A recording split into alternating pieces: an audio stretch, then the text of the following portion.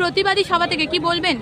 দেখুন, আজকে যেভাবে মাথাভাঙ্গা শহরে আমরা দেখেছি সাধারণ মানুষ, বহু অরাজনৈতিক ব্যক্তিত্ব যেভাবে এই প্রতিবাদ মিছিলে পায়ে পা মিলিয়েছেন, নিশ্চিতভাবে বলা যেতেই পারে যে সাধারণ মানুষ অন্যায়ের বিরুদ্ধে লড়াই করবার জন্য যেমন আরজি করের নির্যাতিতার দোষীর শাস্তির দাবিতে যেমন পথে নেমেছেন, পাশাপাশি মাথাভাঙ্গা শহরের শিল্পী থেকে শুরু করে সাহিত্যিক থেকে শুরু করে যারা তাদের নিজেদের ভাষায় আন্দোলন করতে চেয়েছিল এবং তাদের উপর আক্রমণ হয়েছিল, সেই বর্বরচিত আক্রমণের বিরুদ্ধেও কিন্তু সাধারণ মানুষ আজকে পথে নেমেছে।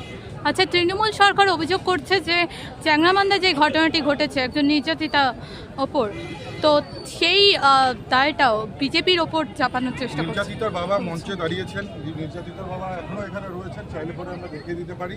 নিশ্চিত তারা বলছেন যে এই কাণ্ড তৃণমূল কংগ্রেস ঘটিয়েছে, আর তৃণমূল কংগ্রেসের সবসময় ঘটনা, এরা এত নির্লজ্জ, এরা মানুষের সুরক্ষা প্রদান করতে পারে।